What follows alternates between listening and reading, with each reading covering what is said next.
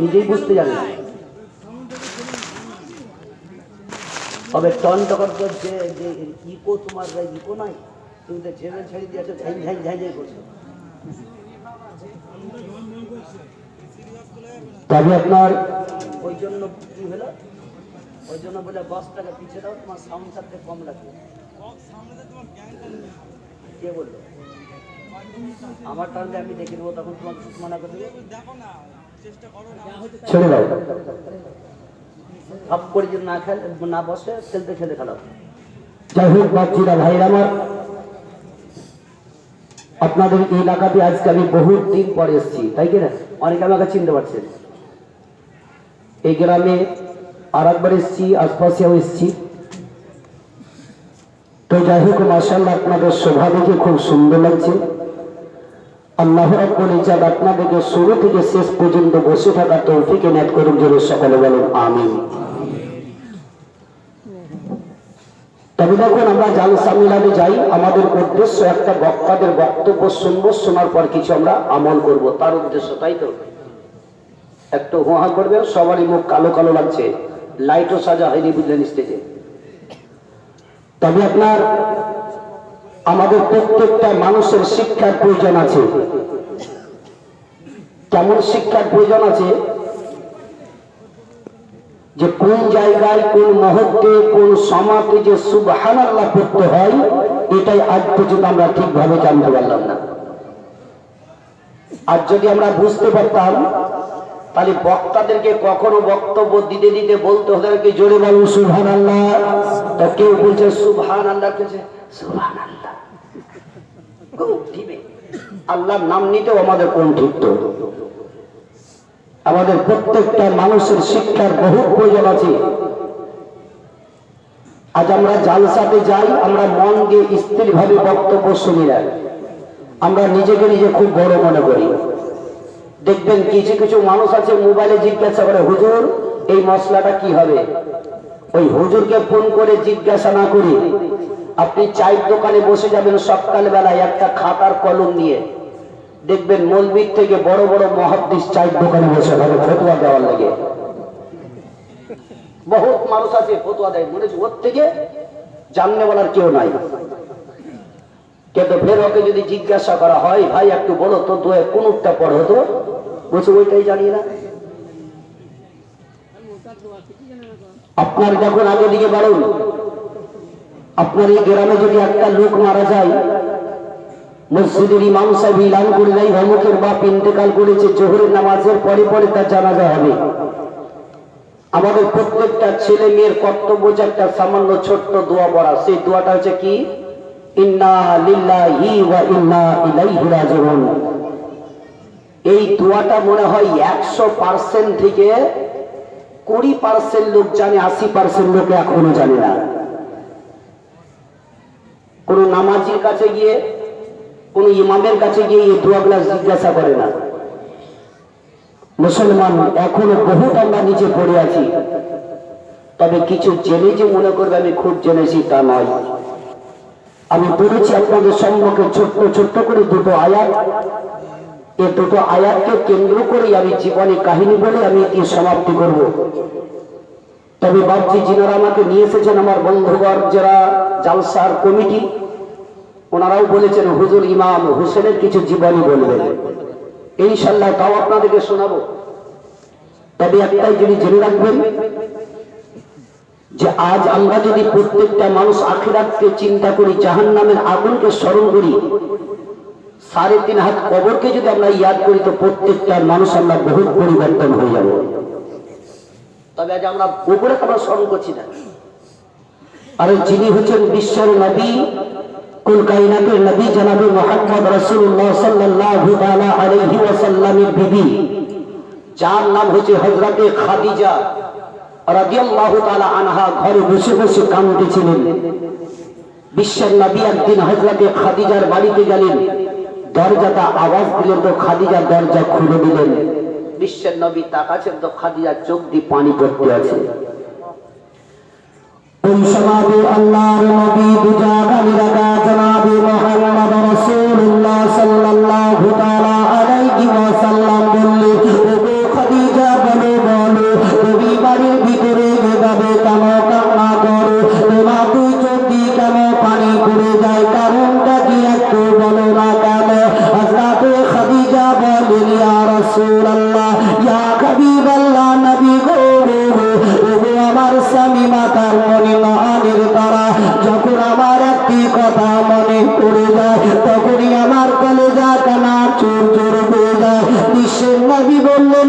খাদিজা, তবে একটু চোখের পানিটা বন্ধ করো, তবে কেন কান্না করো, কি কারণে একবার খুলে বলো। এমন কোন কথা মনে পড়লে খাদিজা তোমার দুই চোখ দিয়ে পানি পড়ে যায় বলো। তবে ইয়া রাসূলুল্লাহ, এই পৃথিবী দুনিয়ার দিকে লক্ষ্য করে আমি সামান্য একটা কবরকে যখন স্মরণ করি তখনই আমার দুই চোখ দিয়ে পানি পড়ে যায়। ইয়া রাসূলুল্লাহ, এই পৃথিবীতে আমার কত বান্ধবী রয়েছে, কত আমার সঙ্গী সাথী রয়েছে, আমার আত্মীয় স্বজনেরা রয়েছে। ইয়া রাসূলুল্লাহ, যেদিনকে আমার ইন্তেকাল হয়ে যাবে সেই দিনকে আমাকে ওই 3.5 হাত কবরে যখন দেখে চলে আসবে, ওই কবরে আমার কোনো বান্ধবী যাবে না, কোনো আমার সঙ্গী সাথী যাবে না। ইয়া রাসূলুল্লাহ, ওই কবরকে যখন মনে পড়ে তখনই আমার দুই চোখ দিয়ে পানি পড়ে। জোরে হবে না? সুবহানাল্লাহ। ওই জন্য বলেছিলাম না, কথা না বুঝলেই না শুনলে আমরা সুবহানাল্লাহ কি বলবো। বাপজি ভাইরা আমার, যিনি বিশ্বের নবীর বিবি খাদিজা যদি কবরকে স্মরণ করে কাঁদতে পারেন, তাহলে আপনি আর আমি কি একবার ভেবে দেখুন, আমরা কত মানুষকে কবর দিয়ে চলে আসলাম, একাই ফেলে চলে এসেছি কি? আজ আপনাকে আমারও যেদিন বাড়ি আসবে সেই দিন এই অবস্থাটাই হবে। বিশ্বের নবী আমার হযরতে খাদিজা রাদিয়াল্লাহু তাআলা আনহাকে বলতে লাগলেন, ওগো খাদিজা, একটু চোখের পানিটা বন্ধ করো। বিশ্বের নবী আমার টুকটুক করে চলতে আরম্ভ করলেন। যার নাম হলো মা আয়েশা সিদ্দিকা রাদিয়াল্লাহু তাআলা আনহার বাড়িতে চলে গেলেন। দয়ার নবী মুস্তাফা আয়েশার বাড়িতে যাওয়ার পর এমনকি তিনার জামির উপরে মাথা দিয়ে বিশ্বের নবী আমার আরাম করতেছিলেন। দয়ার নবী টুকটুক করে খাদিজা আয়েশার মুখের দিকে দেখেন, আর হযরতে আয়েশা সিদ্দিকা রাদিয়াল্লাহু তাআলা আনহা বিশ্বের নবীর মুখের দিকে তাকিয়ে দেখেন। এমন সময় বিশ্বের নবীর মাথাতে সামান্য একটু বেদনা উঠে গেল। ওই সময় নবী আমার বললেন, ওগো আমার ঘুমাইরা, ওগো আয়েশা গো, আমার মাথাটা একটু উঁচু করে দাও। আয়েশা সিদ্দিকা বিশ্বের নবী মাথা যেমনি উঁচু করে দিলে, নবী আমার বললেন, ওগো আমার ঘুমাইরা, একটু মসজিদে নবীর দিককার পর্দাটা ঘটাও। যেমনি পর্দা ঘটিয়ে দিলে দয়ার নবীর নজরটা ওই মসজিদে নবীর দিকে পড়ে গেল। নবী আমার সমস্ত ওই মুসল্লিগণকে দেখে দয়ার নবী বললেন, ঘুমাইরা, আমার মাথায় একটু নিচু করে দাও। দয়ার নবীর মাথাটা নিচু করে দেওয়া বলে নবী আমার কাঁদতে আরম্ভ করলে। নবীর দুই চোখ দিয়ে পানি পড়ে যায়। আয়েশা বললেন, ইয়া রাসূলুল্লাহ, ইয়া হাবিবাল্লাহ, নবী গো, ওগো আমার স্বামী মাথার নবী নানের তারা, আপনি কেন এইভাবে কান্না করে? আপনার দুই চোখ দিয়ে কেন পানি পড়ে যায়? নবী আমার বললেন, ওগো আমার ঘুমাইরা, আমি কান্না করতেছি একমাত্র খুশিতে কাঁদি। আয়েশা বললেন, ইয়া রাসূলুল্লাহ, মানুষ কোনদিন খুশিতে কাঁদে না, দুঃখের কথা যখন মনে পড়ে যায় তখনই তার দুই চোখ দিয়ে পানি পড়ে। তবে আপনি খুশিতে কান্না করতেছে, কারণটা কি একটু বলুন না কেন? আমি আয়েশা কিছু সহ্য করতে পারে না। দয়ার নবীর দিকে তাকিয়ে মা আয়েশা সিদ্দিকা রাদিয়াল্লাহু তাআলা আনহা বলেন, ইয়া রাসূলুল্লাহ, ইয়া হাবিবাল্লাহ, নবী গো, কাউরে যখন দুনিয়া থেকে বাপ চলে যায়, ওই বাপকে যখন মনে পড়ে যায় তখনই তার দুই চোখ দিয়ে পানি পড়ে যায়। কাউরে যদি দুনিয়া থেকে মা চলে যায়, ওই মা জননীকে যখন স্মরণ করে দেয়, মায়ের মুখখানা যখন চোখের সামনে ভেসে ওঠে তখনই তার দুই চোখ দিয়ে পানি পড়ে, কাউরির যদি ছেলে মেয়ে পৃথিবী থেকে দুনিয়া থেকে বিদায় নেয়, তখনই তার মা বাপের ওই বাচ্চার দিকে যখন লক্ষ্য করে যায়, তখনই সে এমন কান্না করতে থাকে। তবে আপনি খুশিতে কাঁদছেন, কারণটা কি বলো? আয়েশা সিদ্দিকার দিকে তাকিয়ে বিশ্বের নবী বললেন, গো আমার হুমায়রা, একবার মসজিদে নববীর দিকে তাকিয়ে তাকিয়ে দেখো। ও গো হুমায়রা, আমার উম্মতেরা, ওই মদিনার লোকেরা মসজিদে নববীতে নামাজের জন্য একত্র হয়েছে। ওই নামাজকে প্রতিষ্ঠিত করতে গিয়ে বদরের যুদ্ধের ময়দানে লড়াই করেছি। ওই নামাজকে আবাদ করতে গিয়ে উহুদের যুদ্ধের ময়দানে লড়াই করেছি। ওগো আয়েশা গো, ওই নামাজটাকে প্রতিষ্ঠিত করতে গিয়ে ইহুদি নাসারারা আমার শরীরের প্রতি অত্যাচার করেছে, আমার শরীরে দড়ি বেঁধে তারা টানাটানি করেছে। ওগো আয়েশা গো, আমি ওই নামাজকে দেখে, ওই লোকদেরকে দেখে আমার একটি কথা মনে পড়ে গেল, এই পৃথিবীর দুনিয়া ধ্বংস হওয়ার আগে পর্যন্ত আমার উম্মতীরা এই নামাজটা আদায় করতে থাকবে, তার খুশিতে আমি কান্না করি। বলছে আয়েশা, এই নামাজীদেরকে দেখে আমার ওই কথাটাই মনে পড়ে গেল, কিয়ামত হওয়ার আগে পর্যন্ত আমার উম্মতীরা এই নামাজটা আবাদ করবে, পড়তেই থাকবে, তার খুশিটা আমি কাঁদছি। জোরে বলো সুবহানাল্লাহ।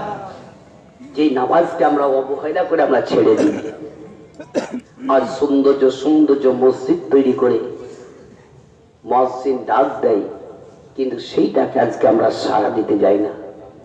নবী বহুত কষ্ট করে সেই নামাজের জন্য। যদি তাদের জীবনের কাহিনী আমরা যদি শুনে, বাস্তব যদি ভিতরে আমাদের সেই ভালোবাসাটুকু থাকে, তো আমাদের চোখ দিয়ে পানি চলে আসে। তো শায়রে বলেন, নবী তোমার নাম শুনিয়া পাগল মোরা হইলাম গো, নবী একবার তুমি আইসো গো, নবী একবার তুমি আইসো গো, সপনেতে দিও গো দেখা, দেখিব নয়নে ভরে গো, নবী একবার তুমি আইসো গো, নবী একবার তুমি আইসো গো, জীবন তারে সইবা গো দিতাম, নবী তোমার চরণে, আমি চমকে তাম কদমে, নবী চমকে তাম কদমে, নবী তোমার নাম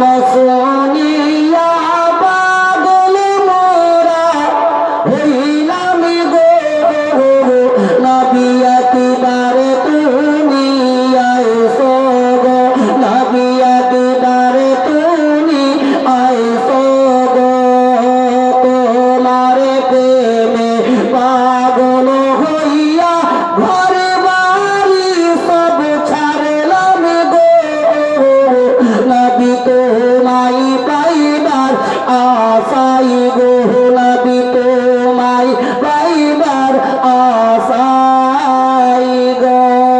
আল্লাহুম্মা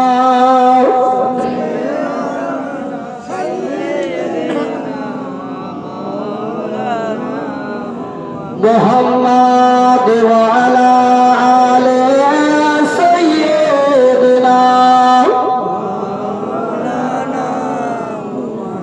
সাল্লাল্লাহু তাআলা আলাইহি ওয়াসাল্লাম। ও বাবা জীবনের আমার, ভাইরা মা বোনেরা আমার, বিশ্বের নবী মা আয়েশা সিদ্দিকা রাদিয়াল্লাহু তাআলা আনহার ঘরের মধ্যে বসে আছেন।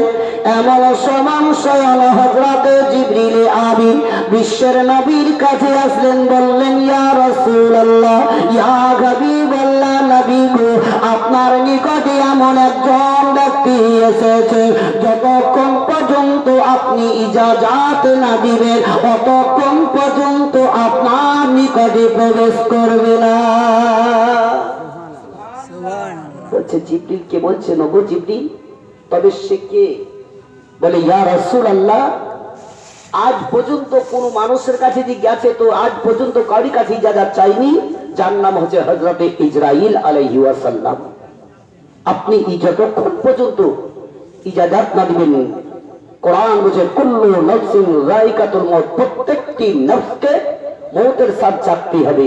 সেই বিশ্বের নবী আমার বলছেন, ও জিবরিল, আমি যদি তাকে ওয়াপাস করে দিই সে ওয়াপাস যাবে না? যাবে না। হযরতে জিবরিল আমিন বললেন, ইয়া রাসূলুল্লাহ, ইয়া হাবিবাল্লাহ, নবী গো, আল্লাহ রাব্বুল ইজ্জত এটাও আপনার কাছ থেকে হুকুম চেয়েছে, আপনি যদি পৃথিবীতে দুনিয়াতে থাকতে চান তো আপনি থাকুন, আর যদি যেতে চান তো পৃথিবী থেকে যেতে পারেন। নবী বলছেন, যাও ইসরাইলকে আমার নিকটে পাঠিয়ে দাও। হযরতে ইসরাইল আলাইহি ওয়াসাল্লাম বিশ্বের নবীর কাছে যখন প্রবেশ করলেন ভিতরে, আল্লাহর নবী বললেন, ওগো ইসরাইল, আর দেরি করো না, অতি তাড়াতাড়ি তুমি আমার রূহটাকে কবজ করে দাও। বিশ্বের নবী যেমনি কথাটি বললেন, হযরতে ইসরাইল হাতখানা নবী মুস্তাফার সিনাতে রাখলেন। বিশ্বের নবী বলতে লাগলেন, ও ইসরাইল, তোমার হাতের ওজন এত ভারী, এত ভারী, এত ওজনদার তোমার হাতটা, তুমি যখন আমার সিনার উপরে হাতখানা দিয়ে দিলে, তোমার হচ্ছে কি উহুদ পাহাড়টা আমার সিনার উপরে পড়ে গেল। তবে ইসরাইল, আমার উম্মতের যখন জান কবজ করবে তারা এত ভার সহ্য করতে পারবে না।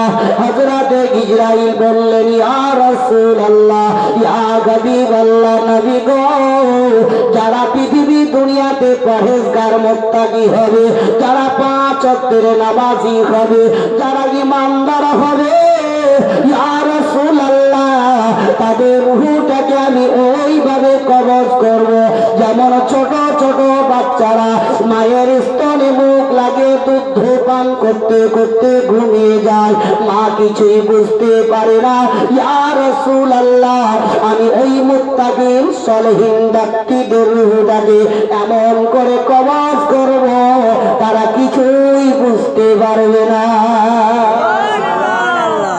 বলে ইয়া রাসূলুল্লাহ, ইয়া হাবিবাল্লাহ, নবী গো, যারা আল্লাহ রাসূলকে চিনে না, রাসূলের প্রতি যারা ভালোবাসা রাখে না, যারা মসজিদ মাদ্রাসা চিনে না, যারা আলেমদের শ্রদ্ধা করে না, ইয়া রাসূলুল্লাহ, তাদের রূহটাকে আমি ওইভাবে কবজ করব যেমন একটি বাবলা গাছের কাঁটার উপরে একটা পাতলা হালকা কাপড় যদি রেখে দেওয়া হয়, ওই কাপড়টা যখন নেওয়া যাবে তখনই ছিটতে ছিটতে চলে আসবে। ইয়া রাসূলুল্লাহ, ওই ব্যক্তিদের রূহটাকে আমি ওইভাবে টানতে টানতে বের করব, তখনই কাউরির পা দুটো বেঁকা হয়ে যাবে, কাউরির হাত বেঁকা হয়ে যাবে, কাউরির মুখ হা হয়ে থাকবে, কাউরির চোখ দুটো দাঁড়িয়ে থাকবে, কেউ পেশাব পায়খানা করে দিবে। ইয়া রাসূলুল্লাহ, তখন সেই ব্যক্তি বুঝতে পারবে পৃথিবী দুনিয়াতে এসব কর্ম না করার কি অতি ফলাস কেবেলা। ইয়া রাসূলুল্লাহ, তাদের রূহটাকে আমি ওইভাবে কবজ করবে। তাই আমি প্রত্যেকটি বাপজি ভাইদের, মা বোনদেরকে বলবো, জোরহাত করে অনুরোধ করে একটু পরিবর্তন হন। জালসা মিলাদ আমরা ঘুরি ঘুরি বহুত শুনছি, কিন্তু আমরা পরিবর্তনটা কোথায় হচ্ছে বলো? আজ পড়েছি আপনাদের সম্মুখের নিকটে ছোট্ট ছোট্ট করে মুহাম্মদুর রাসূলুল্লাহ সাল্লাল্লাহু আলাইহি সাল্লাম, আর দ্বিতীয় আয়াত পড়েছি ওয়া আম্মাস সাইলা ফালা তানহার। আল্লাহ রাব্বুল ইজ্জত বলছেন, তোমার নিকটে যদি কোনো সাইল আসে তারে কখনো খালি ফিরাবে না। আমরা যদি প্রত্যেকটা মানুষ আল্লাহর দরবারে দুই হস্ত তুলে যদি সাইল ভিখারি হয়ে যদি হাত তুলে দোয়া করি তো আল্লাহ কখনো আমাদেরকে ফিরাবে না, কিন্তু আমরা ভিখারি হওয়ার মতো আমরা হাত তুলে দোয়া করতে পারি না।